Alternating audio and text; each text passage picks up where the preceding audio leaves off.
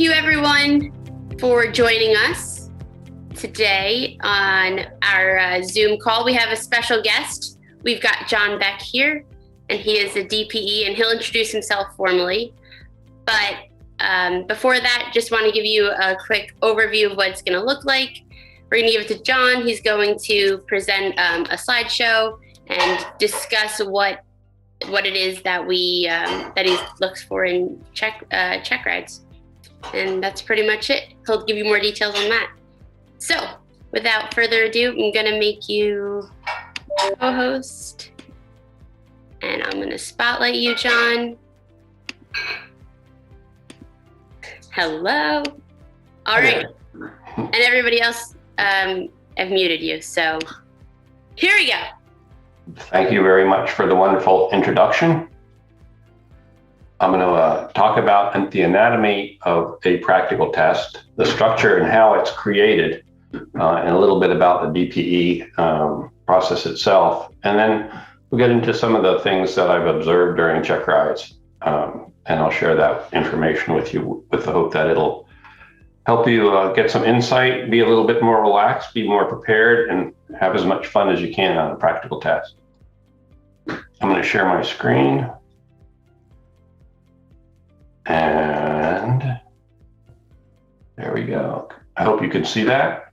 So I've been flying for 49 years. I started out half a century ago while I was going to college. I've got 3 type ratings in a Citation, a Hawker, and Falcon. Personally own a Cessna 414. Throughout my career in the after work, I did a lot of flight instruction. And then in the past several years, I've been doing some practical tests. I want to start maybe 35 years ago. I want to say anyone can fly. This is a Kitty Hawk in North Carolina where they teach hang gliding. And this particular person is my friend Rudy. He's deaf and legally blind. I had to finger spell into his hand so that he could understand what to do. And he went flying with it was a tandem flight with an instructor. He wasn't going to get his pilot certificate, but he definitely did enjoy flying. So I just have that attitude where it's a really great thing to do. It's not only fun, but it's very practical. Speaking of practical, I'm going to talk about the practical test. The definition is presented here. It's a way to demonstrate knowledge and proficiency defined by the Airman Certification Standard, previously the PTS, Pilot Test Standard, for a certificate or rating. I look at actual aviation knowledge and flying skill rather than theory and ideas. So we talk about scenarios and try to ask questions related to a scenario that are as practical as possible. We then objectively determine the quality, performance, and reliability of knowledge and skill before certifying the pilot. The reference is the information that we use to prepare a plan of action is pretty extensive. A plan of action is what a DPE uses for a practical test. It's similar to a lesson plan that a CFI uses when they're preparing a lesson. The information that goes and is applicable to each plan of action is obtained from the Airman Certification Standards. I'll show you what a list of those references look like for a particular ACS. It's in the appendix of the ACS. There's also a book called the ASA Oral Exam Guide, and I'm going to talk a little bit more about that. What I find is a lot of people read that and they understand it, but they don't go over the questions and answers with their CFI, which is a useful thing to do. We'll talk more about that. This is the appendix to the private pilot ACS. And this is what it looks like. There's a list of advisory circulars, regulations, and FAA handbooks that are used as information and guidance to prepare the practical test. There's also the WINGS program. You can go to the WINGS, wings.faa.gov, and log in. You can, in the same area, you can create a login and get a login and password. and it gives you a lot of information, things that change, things that are applicable to tests. It's very useful. And finally, there's also what DPEs go through. They have to go through initial training, and then every year they have to go through recurrent training. FAA Order 8900.2 is the designee handbook. It's 317 pages, and it describes how to conduct a practical test, the oral and the flight portion of the test, and then how to issue the airman certificate.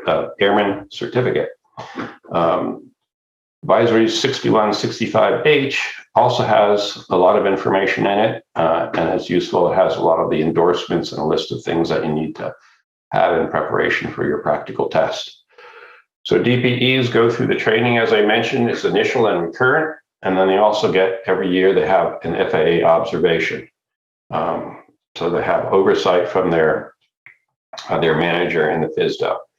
The last thing that a DPE has to do is become proficient at IACRA, and the designee website, it's designee.faa.gov, and that's how to schedule and get authorization to conduct each practical test.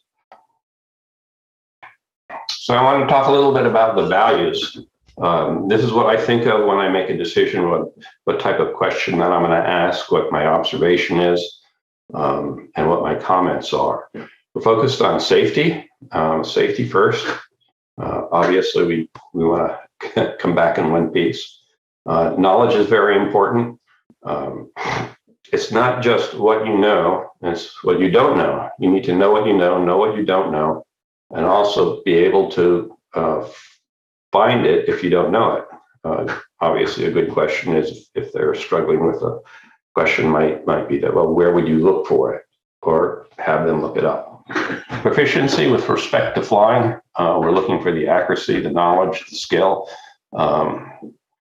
It's not so much if a pilot's doing very well, that's great. If they make a mistake and identify it and recover from it efficiently, that's good. It's good to have situational awareness and self-awareness.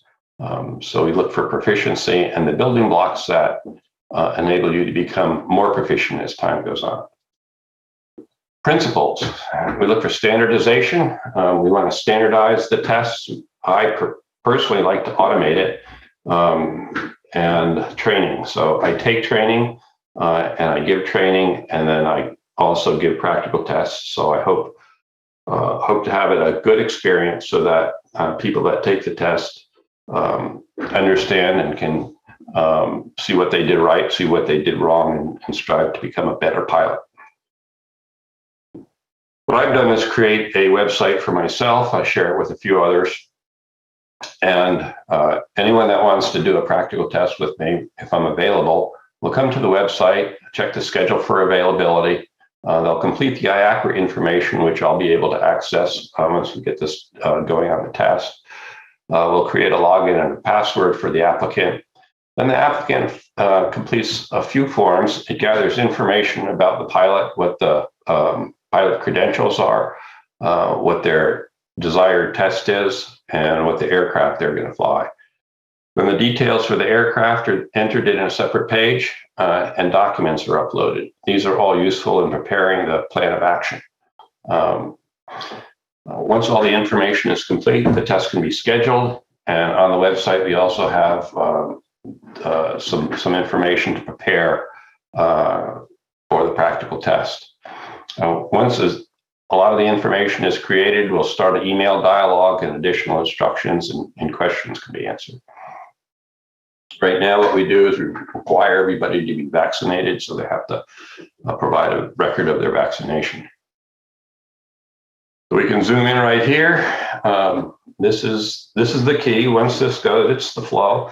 I can monitor as it progresses, so it's the same for everybody. We want to have a standard test so that everybody can feel that it's prepared objectively, and it's comprehensive, it's complete, and it's fairly nice. It takes me about 30 minutes to prepare for a test once all the information is entered. This is what it looks like in the very beginning. Pilot will come to the website, fill out their name, full name, and it says, enter the full name as it appears on your airman certificate. And it's amazing how many names I'll get that are abbreviated. So there's a little going back and forth sometimes with the name. The IACRA enables me to access additional information in IACRA website and then the contact information. Once that's submitted, a login is prepared and sent to the applicant, and then the process starts at that point. This is what the form is for gathering information about the applicant. We want the full name as it appears on your certificate, the IACRA FTN contact information. There's an IACRA ID that's at the bottom of the IACRA form. This information is provided by the DMS, which you don't have, which I put in. And then there's information that we need. A lot of this information we use when we prepare the authorization data on the DMS website. So that's behind the scenes. So all this information is good to get correct. Deficiencies codes are those that are printed on the knowledge test. We are required to focus on deficiencies that were identified in the knowledge test and make sure that they have the knowledge and the skill to use that knowledge during the practical test. So this is also integrated into my plan of action. Current ratings and certificates are important here, and the flight instructor, that the recommending flight instructor is useful. We have to also enter that into DMS. Then the aircraft to be used. If you put in an aircraft and the aircraft has already been defined by another pilot, a lot of the information in the next page will be all populated, which is nice, but you have to make sure that it's correct. You don't want to get penalized for the mistakes that another pilot makes. So make sure that you understand and go through the details of that. And then finally, we just enter the information about the desired practical test. So that gives you just an idea of the information that we need to get authorization to conduct a practical test. This is the information on the aircraft. It looks all too familiar for you, that's useful and it's integrated into the plan of action. For every question, there's an answer. And if we're talking about, for example, the best angle of climb or the best rate of climb, that value is integrated into the answer. So when you enter this information into the computer, make sure you know the numbers that you entered, because those will be integrated into the scenarios and the questions during the practical test. They're also provided for me for each task, so I know what your target airspeeds are in all the different maneuvers. And then there's some documents that we have to upload, the airman certificate, medical certificate, so forth. And what it does, it automatically will rename it for you. So it's not necessarily so to follow the naming convention there. This is what is prepared for the designated pilot examiner. This is the information that you put in the beginning, the summary of the pilot information, the test information, and the aircraft information. And these are the categories of the deficiency codes that were entered associated with the knowledge test. So now we have a snapshot of all the information as we interact with IACRA and the DMS website. We have all this information very handy, and it makes things go fairly quickly. That's nice. Also, if there's a problem with IACRA, we have to switch over to paper forms. And all this information is necessary to complete the paper forms to get the process going and issue the certificate via paper. And then once IACRA comes back up or the problem is resolved, this information is used to plug any gaps that we're missing. So it's very useful. In the back of the ACS is a list of, there's a number of tables that look like this. If you want, for example, to do, let's say you have a private pilot, airplane single engine land, and you want to get an airplane multi-engine land. This would be an example of a person that wants to get a multi-engine rating added to a private pilot certificate and currently holds a single engine land, pilot certificate. And these are the categories that we have to go through. Section 3, for example, there are no tasks that we have to address in that. In X, we have to do all of them. So what my software will do is it will automatically tailor based on the information that was entered. It'll give me a list of tasks that I have to perform to go from to do an add-on, a multi-engine add-on to a private pilot certificate. So I can do just about go from any starting point to any endpoint that we want. It gets automatically tailored, and we make sure that we get all the questions that we want and don't miss anything. This is what it looks like. So now I have a plan of action. This is the scenario that we provide. Right? This is very useful because this can be done in about 1.4 hours, maybe a little bit less, and it covers all the topics that were tailored specifically for this test. And we can go through it just to give you a little bit of it, give you an idea of the flow. We start out asking questions about performance limitations, operations of systems, and so forth. And then down here, we start getting into the flight deck management, engine starting. This is actually, we're going to taxi out. All of these tasks are defined in the ACS. And we're going to see what some of the details of this look like as we're going through it. One thing that I should recommend as a good practice would be to do this yourself in preparation for the practical test, where you would, or you could do that with a safety pilot, or if you want, you can just do it on your own. But it'll give you an idea of what the flow is, so you can go through all of these tasks. And then once you start doing your practical test, it'll be a little bit familiar. It might not be the exact order that you practice, but it will give you a good level of confidence in the flow, and it'll make the practical test a little bit more enjoyable. This is the detail in performance and limitations. That was one of the early tasks. This is information that's provided. It's handy. What I'll do prior to a practical test, I'll read all of these things, and then we'll be talking about a scenario. And you can see that if we're talking about maneuvering speed, because we're going to say, we're going to depart on runway 28, we're going to make a left turn, we're going to go to the practice area and practice some maneuvers. And what airspeed would you be shooting for? Just describe some of the procedures that you'd follow in doing a steep turn, for example. And they would say that I might slow down to V sub A maneuvering speed. And I'd ask, what is the value of the maneuvering speed? And it's right here for me. So this gives you an idea of some of the other questions that are asked, topics that have to be covered, answers that are applicable to the particular airplane that's being flown, and other characteristics associated with the performance limitations of the aircraft.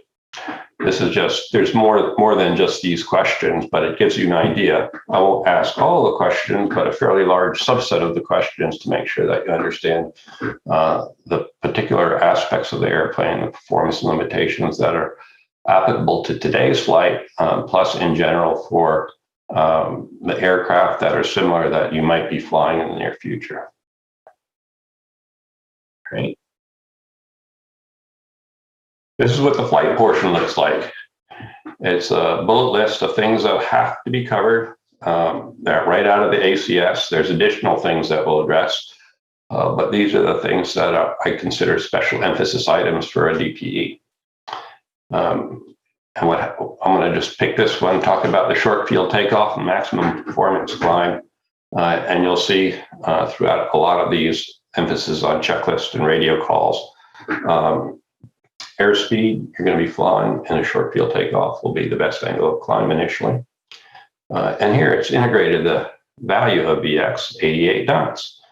And then you accelerate to VY, the best rate of climb, 108 knots. And this is the tolerance here, plus 10 knots, minus 5 knots. So now I know what I'm looking at when I look at the airspeed indicator to make sure that you're meeting the performance specs specified by the ACS. Same sort of thing with the normal approach and landing. Checklists, radio calls, looking for a stable approach and a smooth landing. Airspeed has to be less than 1.3 V sub VSO in a multi-engineer plane, 79 knots, plus 10 minus 5 knots, plus the gust factor. Touchdown within 400 feet beyond the point. Common errors: check winds, radio calls, use the checklist. So common errors: check winds. Oftentimes we'll go to an airport, we might fly to on a cross country, get to our first waypoint, divert, go to a diversion airport, and question is, what are the winds? We're looking for pilot to make sure that they contact the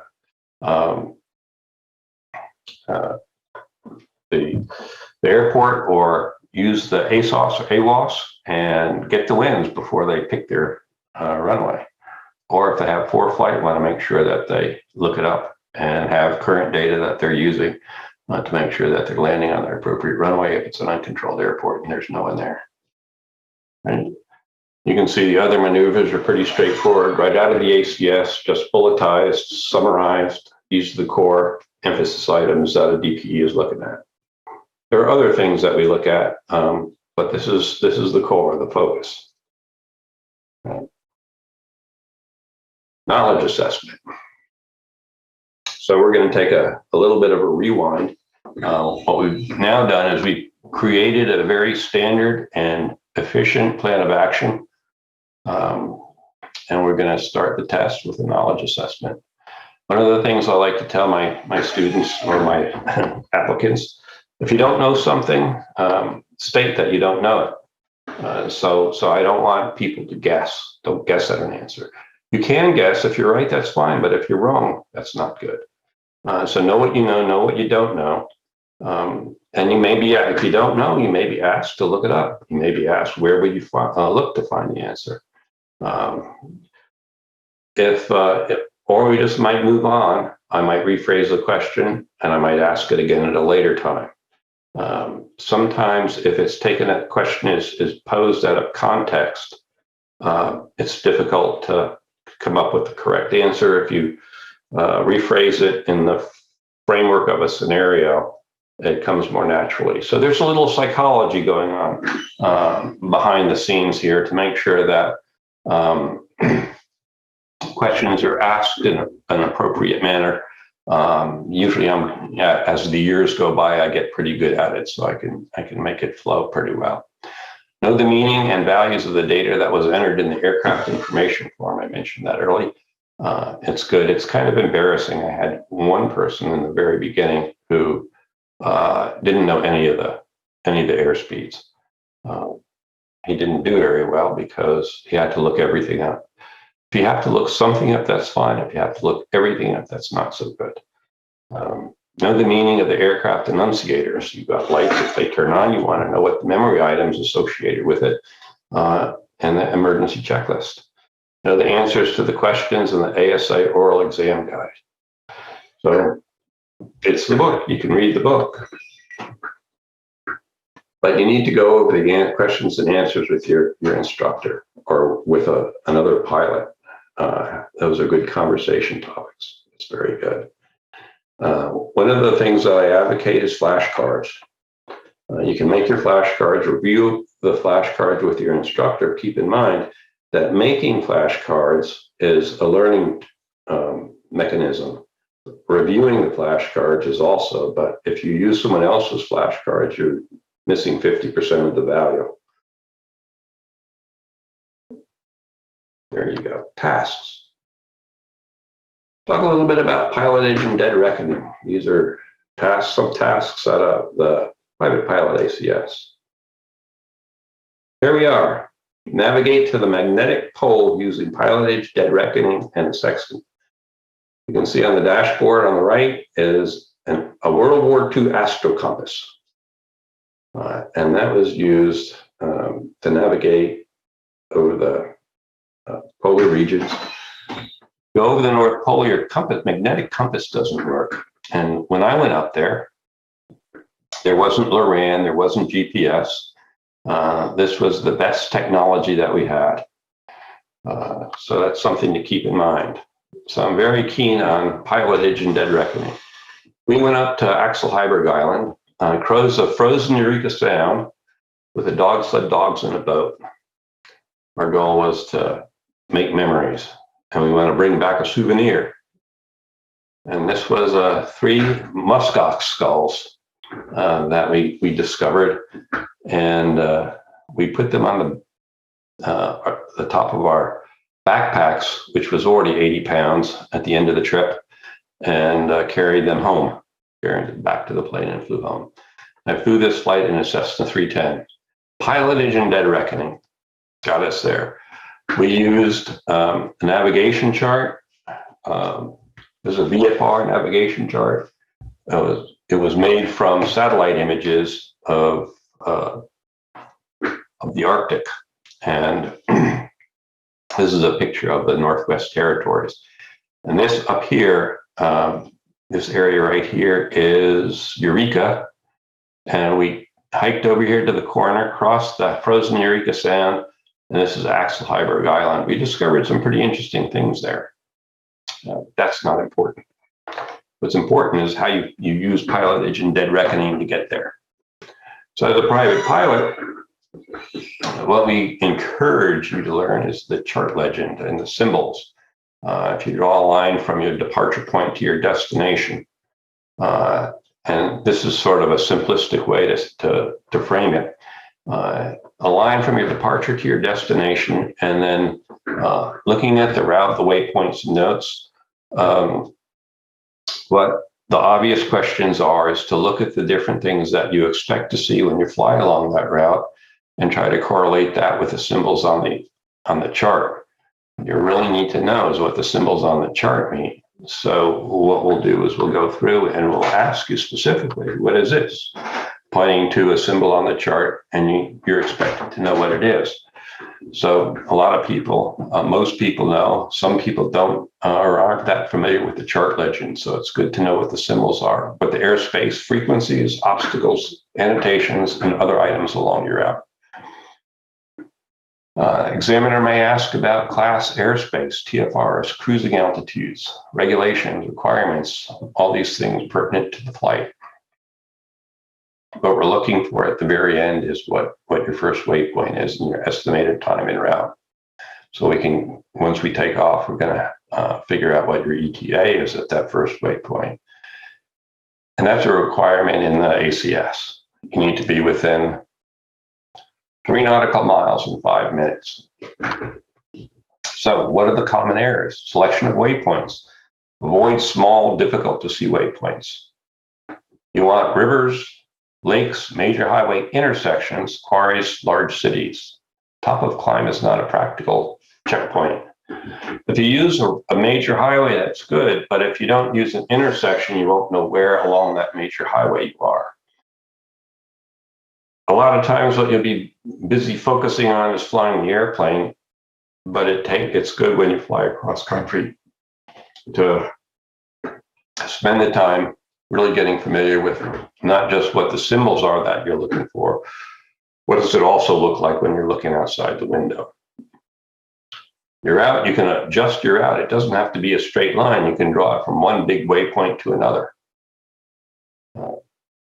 Waypoint spacing, not too far. You will spend a long time getting there. Imagine going up to the Arctic. You're flying. You expect to see your waypoint. You look down. It's not there, and you continue to fly, and time passes.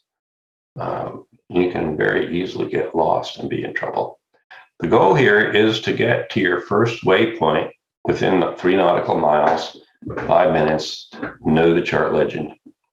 I can't say that enough. Unsatisfactory. You miss the 3 nautical miles, 5 minutes, or you get lost. Remember the loss procedures. If you think you know where you are, but you're not sure, I've had a situation where a pilot saw a waypoint. It was his first waypoint. He was right on time and he pointed to it. I said, I think that was the waypoint, but I might be lost, which was a good thing to talk about because it just took us into the next task, loss procedures. So you need to remember your loss procedures. We'll get to that. Weather, that's another big one. It's very important when you're a private pilot to understand the weather. becomes more and more important as you fly.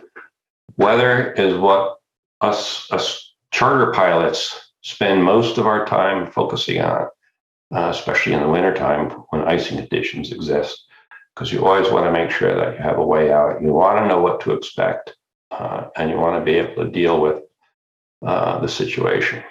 Summertime, you have to worry about thunderstorms and all kinds of other things. Knowing weather is particularly important. The weather forecast is not suitable for your practical tests. Contact the examiner and request to reschedule due to weather. You don't want to show up for a practical test and the weather is not suitable and it had been forecast the day before and you just never either checked it or bothered to call the examiner. Prepare a summary to brief the DPE and be sure to cover all the topics. For example, if there are no applicable NOTAMs, include this in your summary and say that there's no applicable NOTAMs. And there's a list in the ACS that specifically says what you need to cover. Now, the way I like to frame it to make it realistic is to pretend that the applicant is the flight service station giving the examiner a briefing. And in that case, the examiner or the pilot is not going to ask the question, you know, what are the winds? What are the surface winds? What are the in-route winds? What are the NOTAMs? And go through the list of things, asking them one at a time. That just doesn't happen in real life. What we're expecting is the pilot to be prepared, to have checked it the day before, and to be able to go through the list from memory, if not from memory, from their notes, and cover all the topics. You plan to use the iPad or ForeFlight or Garmin, be sure to know how to use it to obtain weather before and during a flight. If you have ADS-B, and it's a great source, you can just push the button, you can look at the weather and say that, you know, this weather's 16 minutes old and the winds are favoring runway 24. Off you go. This is the list that I was telling you about, some of the topics that need to be covered in your weather briefing. The sources of weather, where you got your weather from. You need to understand NEXRAD if you have that on your aircraft, but it's good to know. NEXRAD images, if you're looking at the ForeFlight, they can be 15 minutes old. It's not good for tactical navigation through bad weather. It's good for strategic planning. Flight deck displays. If you have a display, if you have an instrument on your airplane, you need to know how to use it. PIREFs and SIGMETs, standard temperature, pressure, temperature dew point spread. That's my favorite one. If you have a small temperature dew point spread and it's shrinking, what is that? What can you expect? Well, maybe formation of fog. Wind shear. We want to talk about wind shear. How do you get these forecasts and this information when you're in the air? One item that people frequently miss is the definition of VFR, marginal VFR, IFR, and low IFR. We talk a little bit about that and the implications and issues associated with deteriorating weather. More advanced certificates, practical tests, we talk about freezing level icing and severe weather that you can encounter with an aircraft that is equipped to be able to fly in adverse weather. Today's weather, I want a briefing, current and forecast. It's an open-ended question. You're expected to cover all the topics. Common errors. Sometimes I'll ask for a weather briefing and I say, well, the weather's nice, it's VFR today. And they omit things like NOTAMs, pilot report, SIGMETs. Pilot report, SIGMETs, if you've got ForeFlight, you can get those right off your device. Those are the most accurate, if they're current, sources of information to get current weather. It's good to start early, look at the weather, and figure out your trends. That comes with experience and time. So the more advanced certificates, I'm expecting a more sophisticated trend analysis. Deficiencies. I don't get much trends, but I do as we get up there. It's good to, I like to watch the weather and see how the forecast changes. That gives you some kind of insight that can't be matched from any other source. And I mentioned earlier the definition of VFR, marginal VFR, IFR, low IFR is a common one to miss. So pre-flight, sometimes it can be challenging. It doesn't mean you don't go. It just means that it might take a little bit longer to get ready. So this was, where did we go? We went up to Maine to go skiing, and it snowed while we were skiing. Obviously, skiing and flying probably isn't the best thing to do together, but I used to go there every weekend because I like to ski. And this was one particular weekend where we got dumped on and had to go dig ourselves out. Let's talk a little bit about instrument procedures. Everybody knows what an instrument approach procedure looks like, you know, all these details and things like that. And this is, you know, we can talk a lot about the ILS and NDB approaches, which we don't do anymore. We can talk about GPS approaches, LPV approaches. And this diagram is interesting, it's useful. However, let's look at the practical part of it. Requirements, we want to be fully briefed. Fully brief the instrument approach chart. Expect to fly the full procedure, fly a stable approach, communicate. I like to talk as I ask a few questions when we're flying, and I like what was difficult about going from being a CFI to a DPE was that you can't teach.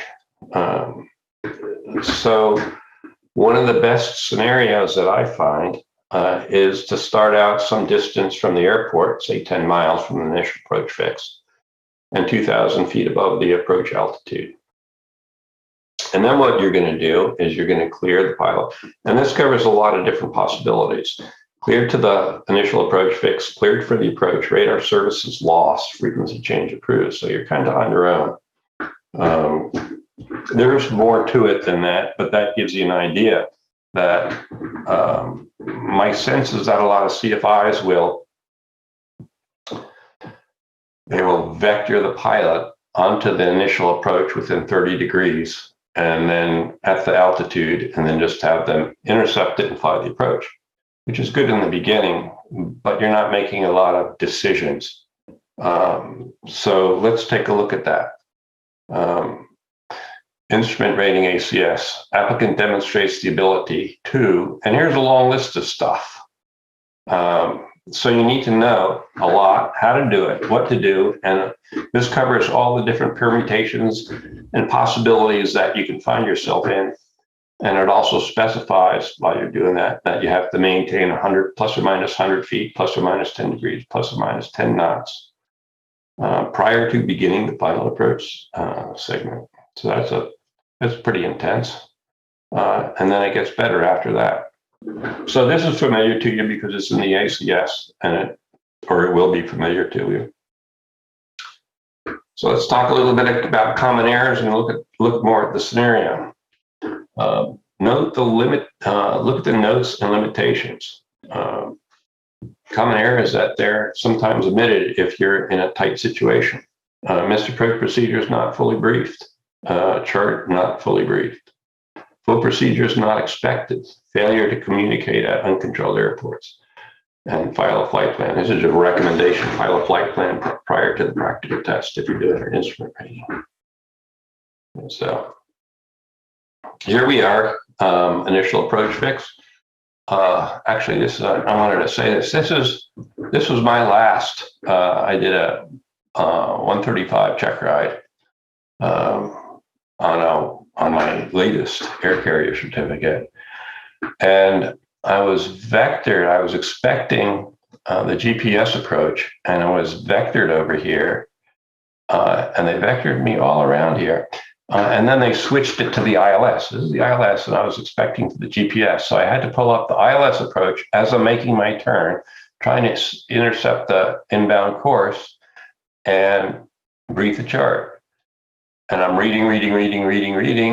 And then I stopped about here and I said, oh, I better brief the missed approach. So I skipped over here. I never do that. This time I did. Climb to 3,000 feet, then climbing right turn to 4,000 direct. LVC, Vortac, and hold. And here you go, autopilot coupled approach, and they below 2,530 feet, which is right over here. And uh-oh. So that was a message. You can brief the whole chart, but if you had missed something that's very important, there's a set of conditions that even the best pilot will find challenging when they're flying an approach. I want to have you keep that in mind, get your procedure, and look at the common errors, practice briefing approaches, and make sure you don't miss anything, because there are other little things around here that'll get you. As an examiner, most of the time, it's not that we look for a particular approach and try to set somebody else for the challenge, it's that it happens. Because that's what people are, that's what you're cleared for. That's what ATC is wanting you to do, and that's what you got to do. And it's very real life. So in this scenario, uncontrolled airport, 10 miles south of the airport, we're moving on to the next scenario. The surface winds are from the south. You're 5,000 feet above the airport. Altitude at initial approach. Your altitude at IAF is 2,000 feet. You're cleared to line, descend to 3,000 feet, cleared for the approach, report established inbound. Radar service is terminated, frequency change approved, and the weather's at minimums. You're expected to fly the full approach with an appropriate course reversal, communicate with ATC, communicate with the traffic and make appropriate radio calls, plan an appropriate descent, follow the procedures. It's a lot to do, and this is a simple one. It looks like this. You're down here 10 miles south, you're going to come up here, you're going to do a procedure turn, or course, whatever course reversal that you want, and you're going to fly the approach. And then the missed approach. Just fly the whole thing. It's real simple. But the things that you want to think about, if all that's true and you're above the approach, think about the different scenarios that we can throw into this, such as a radio failure. You need to do a system failure. You have at that 10-mile point, you have a radio failure. You don't get that clearance. And so then you have to figure out when are you going to start your descent? You're going to do a course reversal. When do you start your approach? Now we're back to all those knowledge items and tasks in the ACS that you need to be able to do and don't miss anything. And in that scenario, what I find is there's little things like it's an uncontrolled airport, but you want to broadcast on the common traffic frequency what you're doing.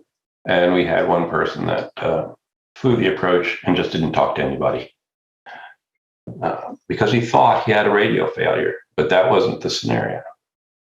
And we're going to get to that. We talked a little bit, if you had a radio failure prior to being cleared for the approach, when do you start your approach?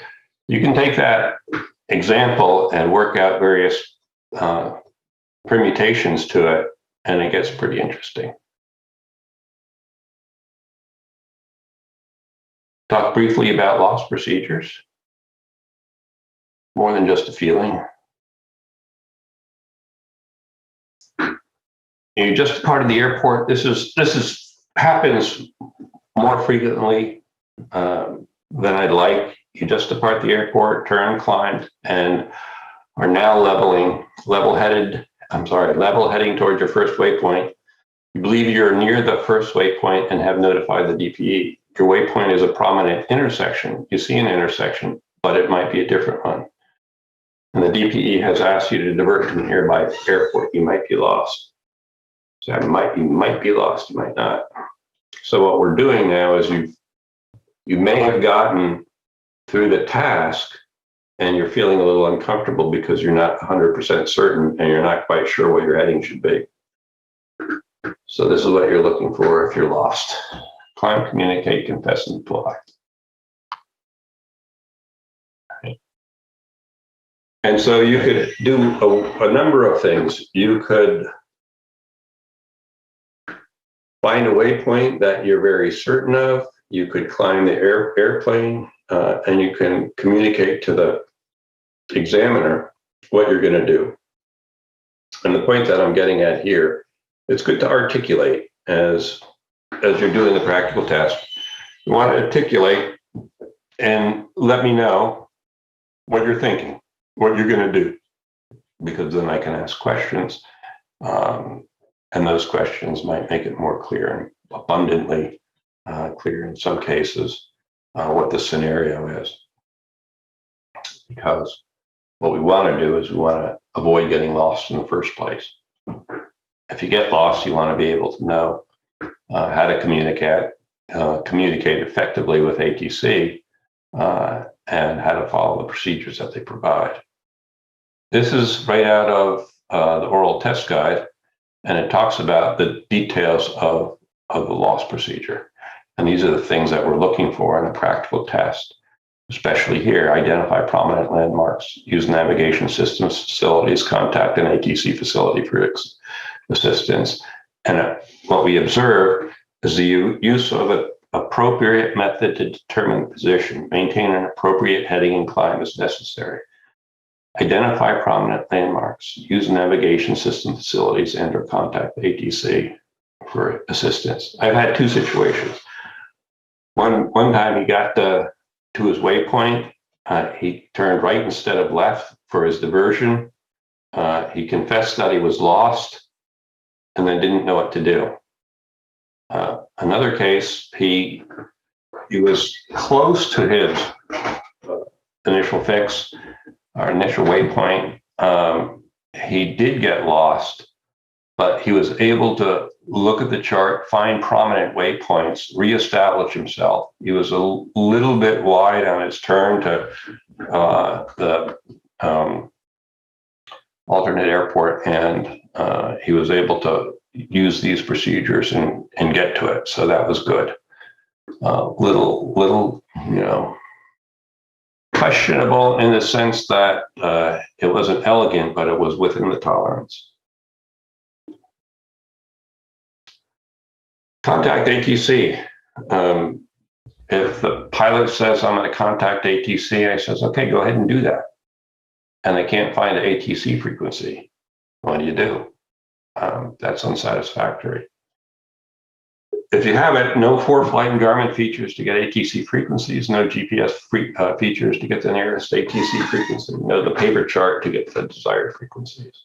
And then there's a whole section in this CFI notebook that I came across that goes in depth on lost aircraft procedures, but it's not that difficult.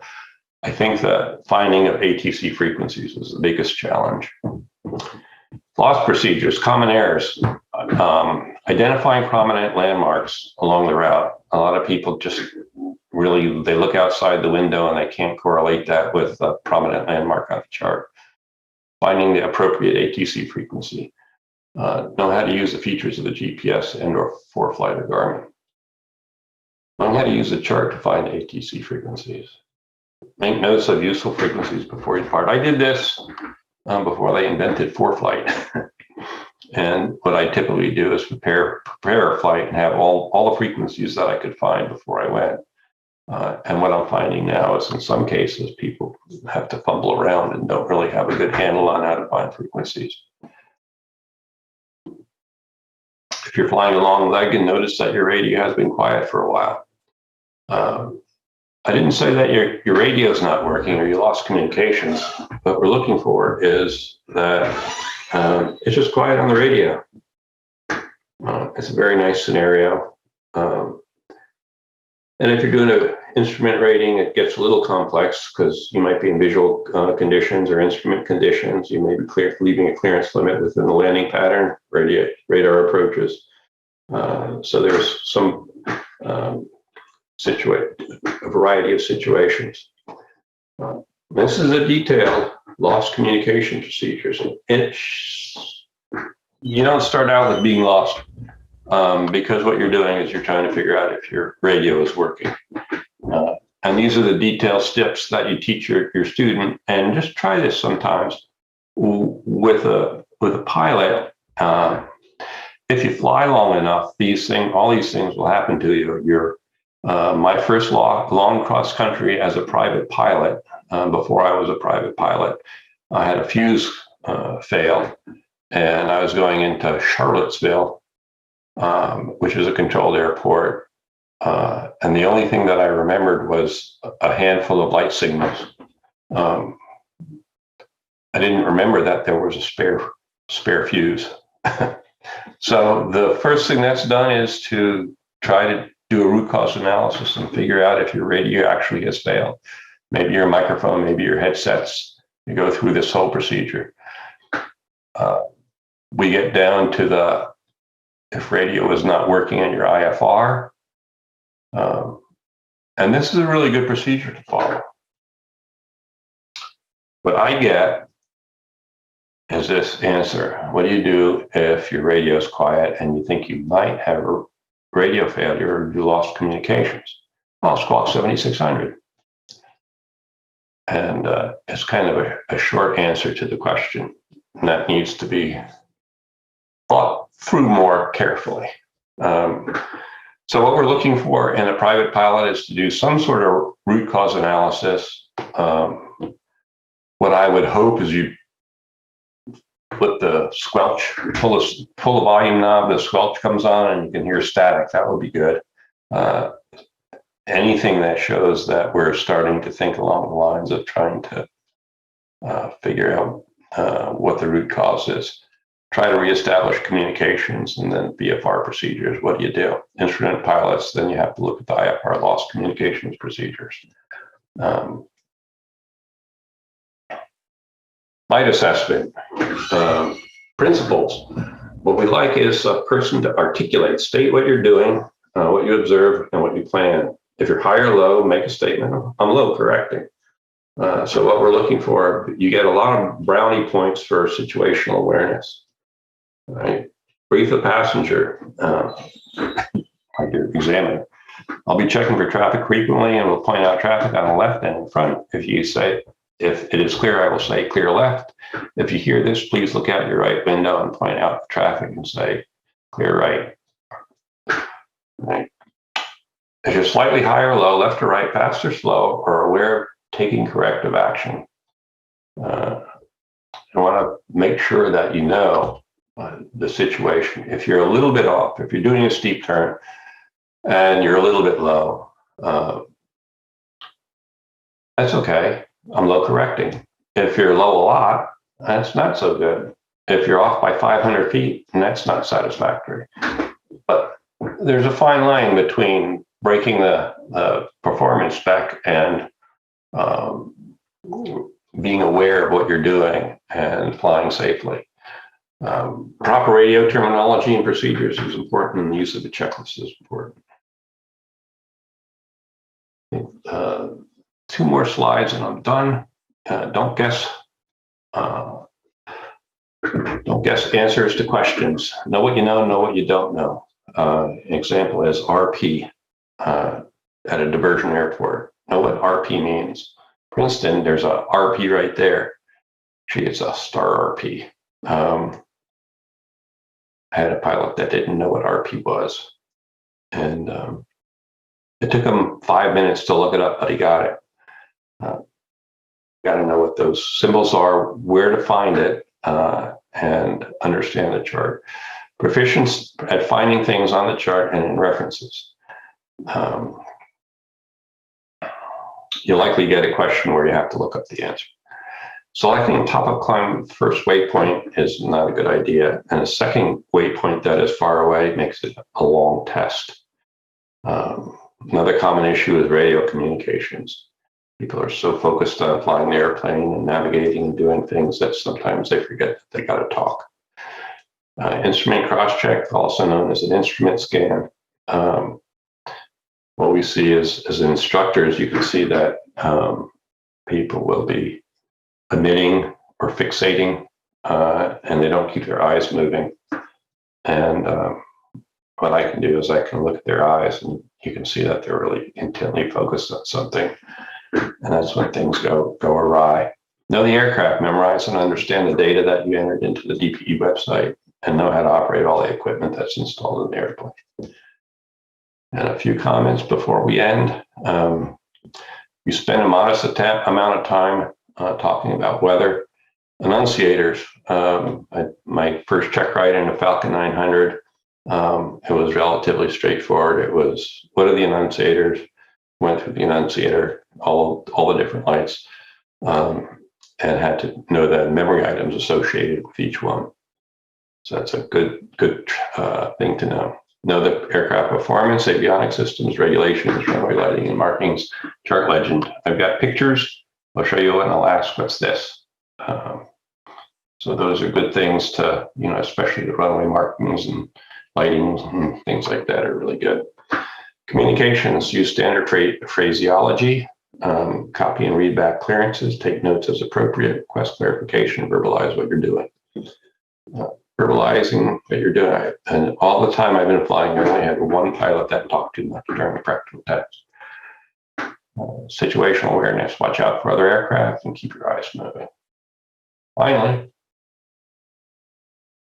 you're encouraged to review the questions and answers in the oral exam guide with that instructor. That's all I have. Any questions? This is the moment you can ask the DP any questions. Nobody?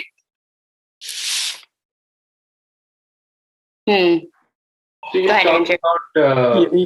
I'll ask one. Thanks, John. Great discussion. The question was on the weather briefing and the changes that have occurred over time with moving from having weather briefers, people, versus using the electronic tools, and your thoughts around that from the practical test perspective. It's great to have a live body to talk to, because you can ask questions as they go through, and that's really good. What I like when they use the live body is they need to take notes and then brief me on it. So I think that's the issue that I see, is people will listen to the briefing, and I've been doing that for a long time, so I understand the value in that. And some things, it also is valuable for interpretation.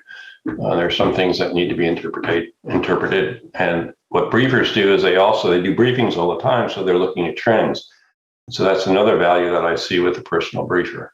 The avionics is useful on the airplane, or for flight is also useful because it gives them a record that they can access in the airplane, a detailed record that they can access in the airplane if they need to.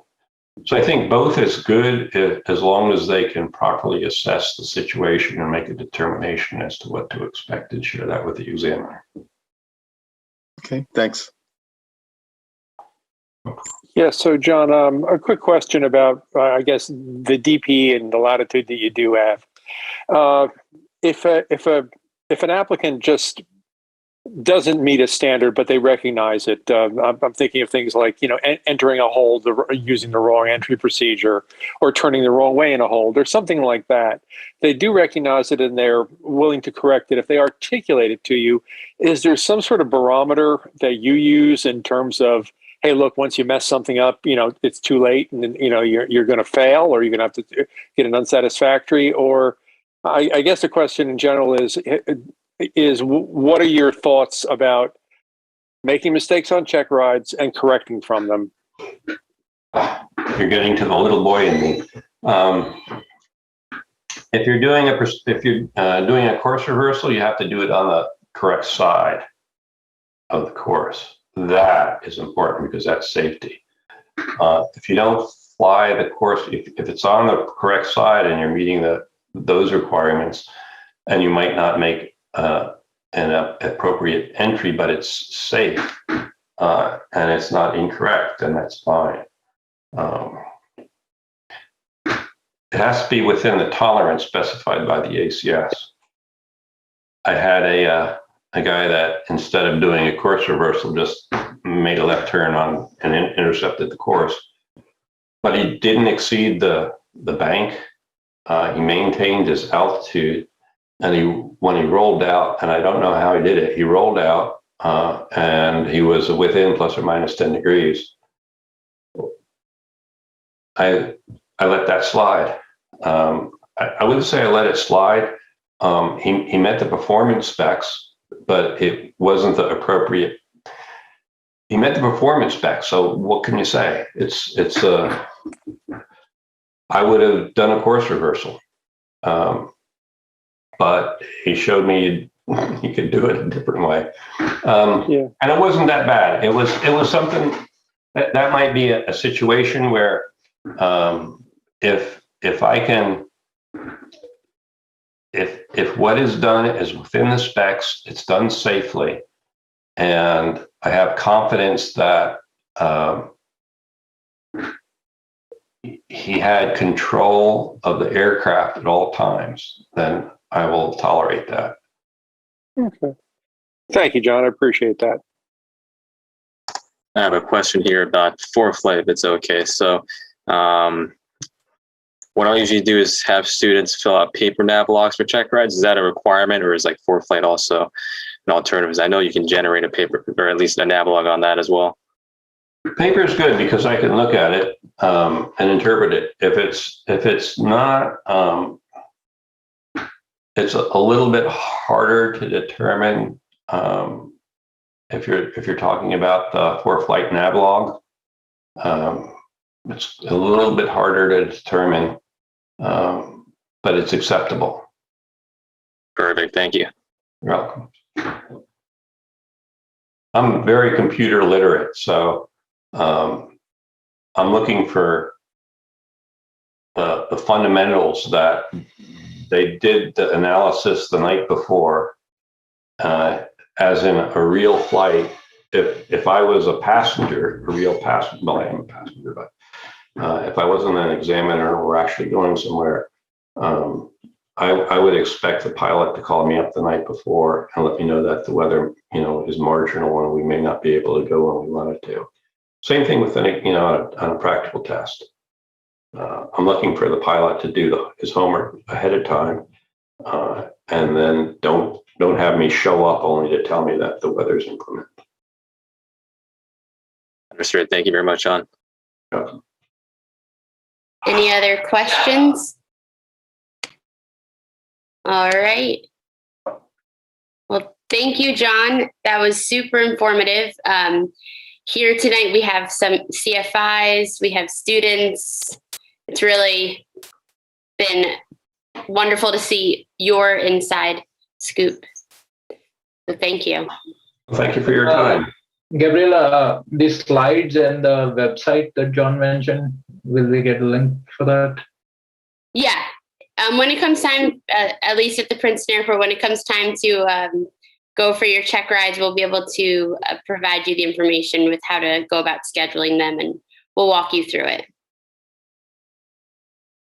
Okay? Yeah, thanks. You're welcome. Well, it's great to see everybody. Sarah, it's good to see you. This is cool. I think Sarah had her check ride with John, right? Yeah, back in August. Wow, cool. All right. Thank you, John. Hopefully next month, Wesley, do you think we'll have another Zoom? I think we should be good for one. We have, I'm not sure if we have a topic decided yet, so if you guys have anything, definitely email the airport. We'll figure something out. Yeah. So any ideas, let us know. This was our special guest, John. Again, thank you for taking your time and being here tonight. It was great. And happy flying, everyone. We'll see you at the airport sometime soon. Thank you all. That was Thanks great. so much. Thank you very much. You're welcome. Bye. Okay. Bye, John. Bye-bye. Thank you very much. Take care. Bye, Wesley. See you later, Gab. Thanks, John, again. It was great. You're welcome. Thank you for setting it up. You're welcome. We'll see you at the airport sometime soon. Yes. All right. Bye.